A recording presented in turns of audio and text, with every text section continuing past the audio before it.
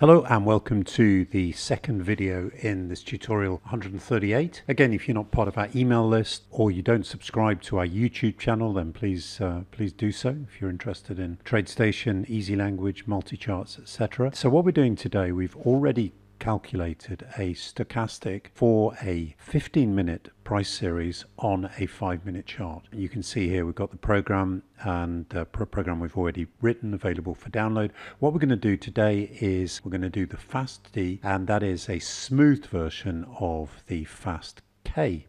We're going to do that using an exponential moving average. So let's go to the program. And if we just refer to the code of the exponential moving average, you'll see that we do several things. During the once, we're going to create this smoothing factor, and then we're going to do the actual calculation. So to save some typing, I'm just going to copy this and I'm going to paste it in the once statement after the setup of the PSP. Incidentally, you probably want to look at the first video before this one, the first 138, and I'll post a link to that further down. So we've called length slow len. So let's make sure that we use the same terminology, and we've called the smoothing factor S factor. So let's just change that, and again slow len, and I'm just going to change this exception a little bit and say slow len must be greater or equal to 1. Okay, so that's the first thing. We're setting up the smoothing factor. The next thing we want to do is calculate the exponential moving average. We're doing this in two parts, one for historic bars, that's this part of the program, and one for real-time bars. So what we're going to do is we just want this thing to happen once. We're going to set an initial value of underscore fast D, and that initial value is going to be equal to underscore fast K. And then we need to do the calculation. Now again, the calculation is very similar to the exponential moving average. So what I'm going to do is just copy this and use that as a template. So back to the program, just underneath this once, and what we're going to say fast D, or rather underscore fast D, is equal to, now we can't use underscore fast D square brackets 1 because that will give us the value of the last bar. We want it the last PSP bar. So we're going to actually save the value to another variable which we're going to call last fast D, and we've got our smoothing factor which we call S factor. We just calculated. Price is, instead of price, it's underscore fast K, and then the equivalent of X average 1 bar ago is again going to be this last fast D. So I'll put that in there like so.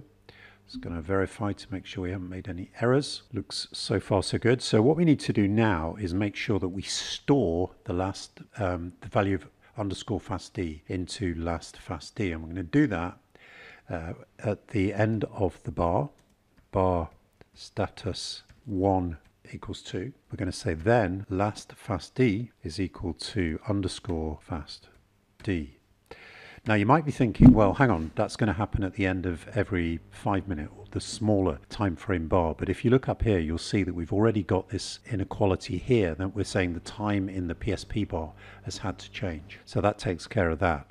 And then the other thing we need to do, of course, is just plot the value. So just going to add a plot statement like so. Now what I'm going to do is copy this, because we're also going to use this in our update event. So let's go up to the top of the program, find the update event.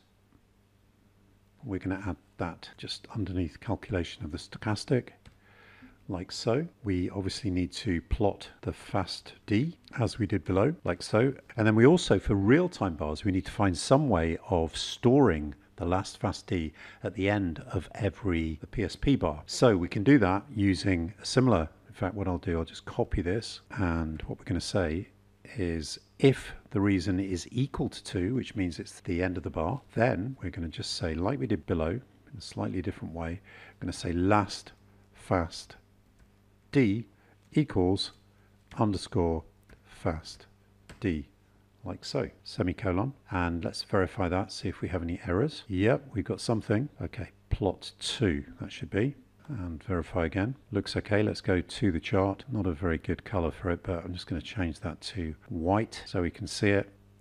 Okay, and just check a few points. So fast D 54.99, 54.99, 64.29, 64.29, 37.81, and 37.81. So they are the same. So I hope you find this useful, and again, please subscribe to the Markplex email list and subscribe to our YouTube channel. Thank you.